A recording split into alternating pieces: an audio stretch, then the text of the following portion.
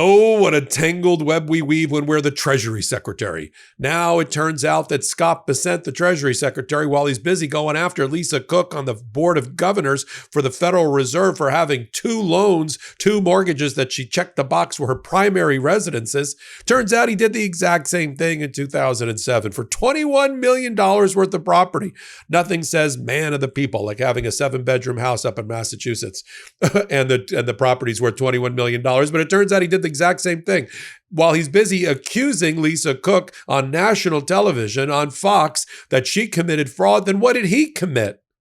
And now he's joined a long list of cabinet members in Donald Trump's own administration that have the exact same quote-unquote Lisa Cook problem because they have two homes, both listed as primary residences. Hell, Bill Pulte, who Donald Trump is using as his lackey and his pit bull to go after Lisa Cook, who works at runs the Fannie Mae and Freddie Mac mortgage entities that regulate liquidity or help with liquidity in mortgages. His own parents have a double primary home mortgage problem. They went even further because they declared two homes to be their primary residence with their property tax assessors in Michigan and in Florida, and effectively did commit tax fraud.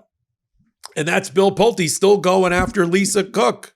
It's gotten so bad that they actually convinced one of the judges of the 3-judge District Court of Appeal, or the Federal District Court of Appeal, convinced Judge Katsas that he already convicted her. He said in his dissent, in which that court kept her in her chair. That's why she's today voting on interest rates, which are going to go down by 1/4 to 1/2 point later today. I'll be back on Substack Live to announce that. But while she's already in there, Katsas in dissent said that it wasn't alleged mortgage fraud. It was apparent mortgage fraud. He already moved into conviction. And now we've got the new evidence that Scott Bessent, the Treasury Secretary, did the exact same thing. You're on Legal AF. Take a moment. You do the exact same thing. Hit the subscribe button. That helps us. Let's move to Scott Bessent. What happened here? Now, let me start by telling you, I don't think this is mortgage fraud. Neither when Scott Bessent does it, when the Transportation Secretary, Scott Duffy, and his Fox News wife, Rachel Campos Duffy, not when they do it, not when the Labor Secretary does it, for Donald Trump, not when the EPA Administrator, Lee Zeldin, does it, none of them. Because it's obvious and apparent that and it's well known that within the mortgage lending market, lenders, the loan officers, and the underwriting sort of get together. They find ways to keep rates low for their borrowers. Sometimes they have them check a box or not check a box. As long as they're not actually claiming that as two primary residences for like voting purposes or for property tax purposes, what's the harm? The bank knows it's a second property, a second home. In Lisa Cook, we already have Reuters having come out with all the evidence that Bill Pulte ignored. Bill Pulte busy attacking her with a mean tweet. Oh, she's committing mortgage fraud. Look, she's got two primary residences. I have the signatures here. Turns out his parents did worse. His own parents. And everybody did the exact same thing.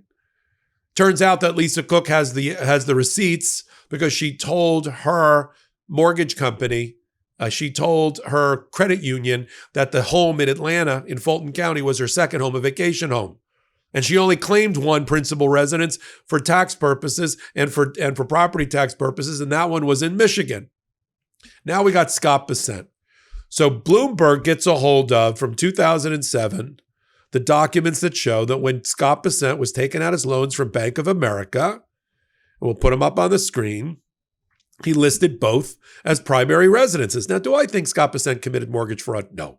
The guy was like 200 millionaire at that time, hedge fund guy working for George Soros, buying $21 million or more of property. He could have got whatever rate he wanted, I'm sure.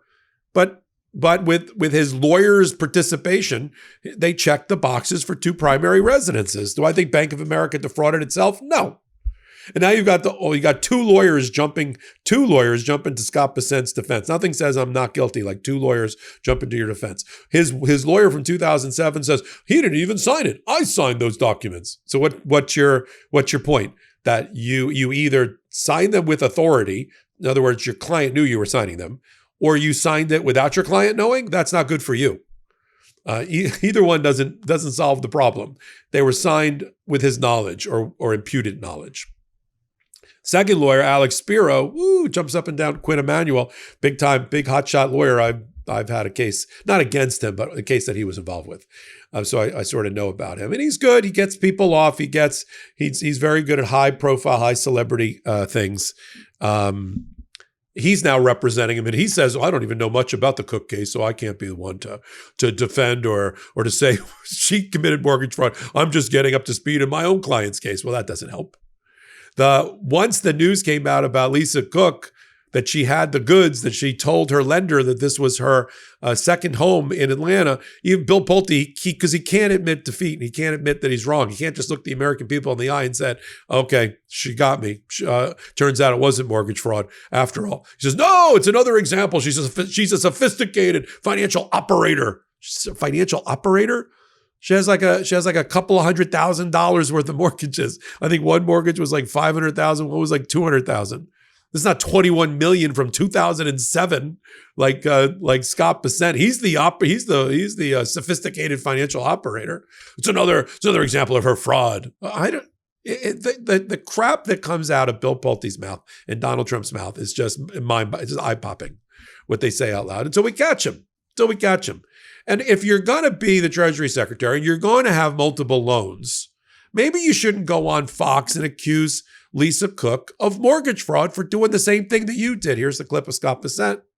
There are two kinds of people. There are people who think that President Trump is putting undue pressure on the Fed, and there are people like President Trump and myself who think that if a Fed official committed mortgage fraud, that this should be examined, and that they shouldn't be serving as one of the nation's leading financial regulators.